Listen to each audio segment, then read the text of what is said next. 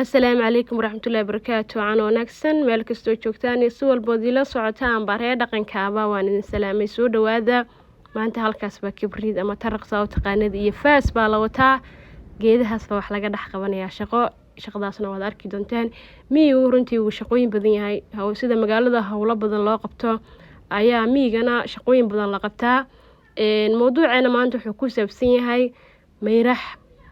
Mayraxda dabcan intii miyi soo ahaa jirto way garanaysaa ama dadka qaar markaa kusoo koray ama kusoo barbaaray intaan garanayna waxa la yiraahdaa geedaha ayaa laga diiraa ama laga sameeyaa.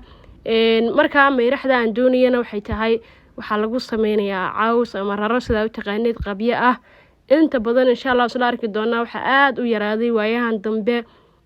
in markaa mayraxda la sameysto ama maxay tahay rarooyinka lagu sameeyo oo meelaha qaar xarkisa in mariya laga sameysto. Markaa waxaan iri guriga horta rara qabyo baa taal insha Allah waan arki doontaan. Rarada qabyada markaa waxaan iri maanta aniga mayrax u dooniye waxa mariya horta loogu sameeyaa naag baan iska dhigay. Waan soo tagay geedka hadda aan qayo ama aan diirayo waxaan hubinayaa inuu mayrax leeyahay in kale. Mayraxda markaa hawlo badan baa loo maraa. Ugu horreyn horta geedku waa jeerin. Geedka mayrax uu leeyahay waa ka way muuqataa. Geedka markaa waxa loo yaqaanaa jeerin. Mayraxda geedo badan baa laga sameeyaa ilaa 3 ilaa geedo gaarayaan filayaa in laga sameeyo laakiin gobolkan hadda anigu aan joogay Galgaduud inta badan mayraxda waxa laga sameeyaa geedka jeerinka waliba mayraxda aqalada lagu sameeyo marareenka lagu sameeyo dadka aan mayrax wali fahmeen hadii aan idin si faahfaahiyo yani waa booska xariga yani dadkii hore xarkahan maanta ay dadka meelaha laga soo sameeyay ama laga soo saaray lama isticmaali jirin laakiin dadku ama Soomaalida hore gacantooda ay xarkaha ku sameysan jireen xarkaha lagu shubo xoolaha lagu shubo ama xoolaha lagu waraabiyo ama awrto kale ama wax lagu rarto waxa laga sameey jiray insha Allah hadii suurto gashan waa la wadaagi doonaa jawaanada ayaa laga sameey jiray jawaanada raashimada lagu keeno ay raggu ka sameey jireen dumarkuna xarkaha ayaguna wax ku qabsadaan geedaha ayay ka sii sameeysan jireen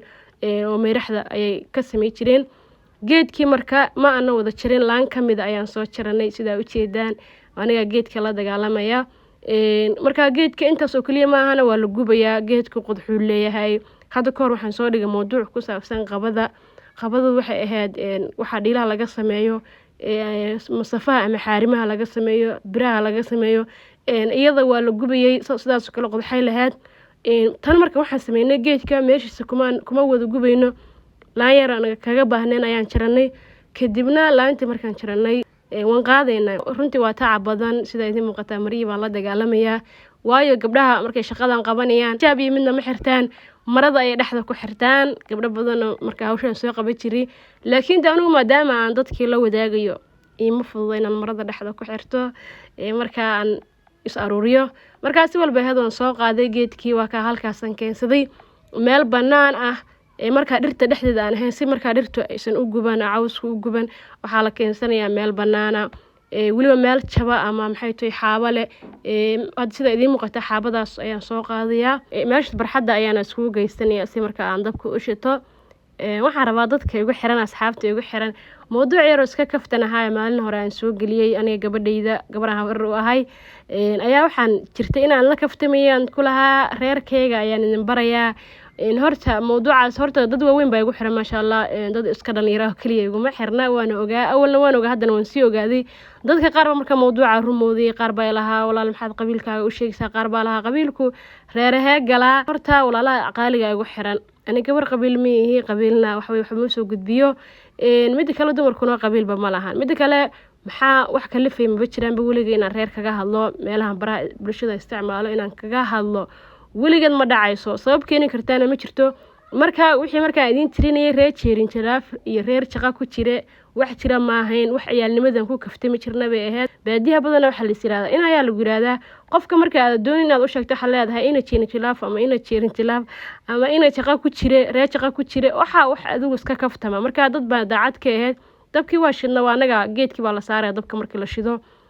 waxa la saaraya geedkii sida idin muuqata geedkii marka waxa la rabaa inuu bislaado mayraxdiisa hadhow la ruugaya waa arki doontaan mayraxdii baa la bislaynayaa qodxihii iyo waxaas oo dhan intaba way ka dhacayaan marka walaalaha qaaliga ugu xiran kaftan buu ahaa. qaar baa igu lahaa walaal reerka kore ma noo sheegtid ay ka siihiin malaha mareero hoosa dad baa xataa xanaaqo lahaa maxaad walaal reer ka sheegaysaa ama qabiil u keentay. waxaa qabiil ma ahayn maadaama wixii miyiga ku saabsanaa aan mar walba idin barayo. ciyaalnimadii ayaa la isdhihi jiray reer jaqa ku jira iyo reer jiq ku jira midna ma jirto, reer jeerin jilaafna ma jiraan. marka intaas kaftan sida u ogaada. geedkii waan soo bislaysanay meeraxdii waata hadda aan fiiqayno. geedkii markii uu qodxu ka dhacaan oo si fiican u soo bislaado ayaa kadib la fiiqaya ama la diiraya ama dubka laga qaadaya. marka meeraxdana sidaas loo xirxiranaya mid walba waata meeraxdii jeerinka hadaba iska barta.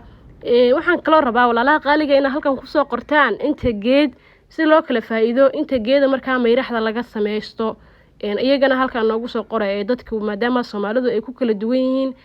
gobolada lagu kala duwan yahay qofba geedaha qaar baa jira hadda halkan aan ka bixin meelo kale ka baxa. geedkan aan jeerin hadda leeyahana dhul badan oo anigeygana aan maray kama baxo. marka waa lagu kala duwan yahay. geedkan jeerin baa loo yaqaanaa waana geedka ugu badan ee meeraxda laga sameeysto. waa ka geedka sidaas uu soo madow yahay. marka qolofkii kora laga qaadaya kadibna meeraxdu gudaha kaga sii jirtaa. sidaas ayaa loo sii fiiqaya ama looga sii diiraya meeraxdu wataa idin muuqata. wax badan baa lagu qabtaa xitaa geela waa lagu maraa maxay tahay sida inta ugu badan waxay caan ku tahay meeraxdan. dabcan meeraxyadu way kala duwan yihiin waxay caan ku tahay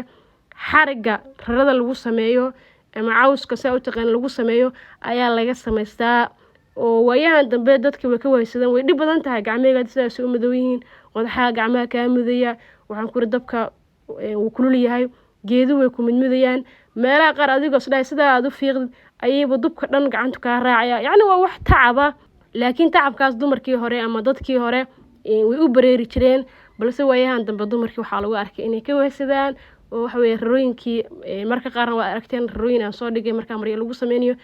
waata gacmeega aad u jeedaan. dadku waxay nacayaan soo geedaha la soo jariyay marka la gubay la soo diiray waxay ku leeyeen waa hawl gabadha walaashay marka aan la degan waxay ku leedahay wallaahi xilli marka aan ka cunno yareynay ka tacab badneen ka hawl badneen ariyaha raaci jirno dhib iyo geedii rafaad la mari jiray ayaan haddana xilliyada aan ariga duurkii soo harino ayaan meeraxda soo sameey jirnay oo waxaan kurgeedka inta soo gubno haddana la imaan jirnay gurigii laakiin maanta way yaraatay. sidoo kale geedkan xilliyada abaaruhu ay dhacaan oo de xoolaha wax la siiyay waayo ariga loo gubaa oo ariguna cunno ayuu u noqdaa. dadka qaar marka aan garanayn ama dhulka qaar aan laga fahmayn kullu qofkii garanay uu garanayaa mawduucyada aan soo gudbinayna dad baan garanay dadku waa lagu kala duwan yahay xoogaa waxba qaar meeraxdii waata idin muuqata intaas oo meeraxa ayaan arursaday mid walba waa la xirayaa intaas yarta hadhow waa la sii ruugaya waad arki doontaan. halkaas ariga u saaray ariga hadhow iska cuncunaya. sidoo kale qolfihii aan ka sii sameeyay meeraxda iyagana aniga arurinaya waan soo qaadayaa ari baa la siinayaa neef guriga jooga waad arki doontaan soo ariga u cuno waliba aad buu ariga u jecel yahay wuxuu ka jecel roob iyo jidaalba waa geed marka wax yar oo dhanaan marka geed ariga anfacaya oo marka arigu aad u jecel yahay. maasha Allah ku guuleystay inaan marka meeraxdii soo sameeyo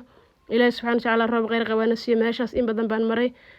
ama qaarkiin xitaa waad aragtay anigu arig la jooga iyadoo dooga oo cagaar ah maantana waa taa sidaas ay u egtahay marka dhib ma lahan oo waxa weey ilaahay baa ugu talagalay xillina waa xilli marka roob laana xillina waa xilli roob ah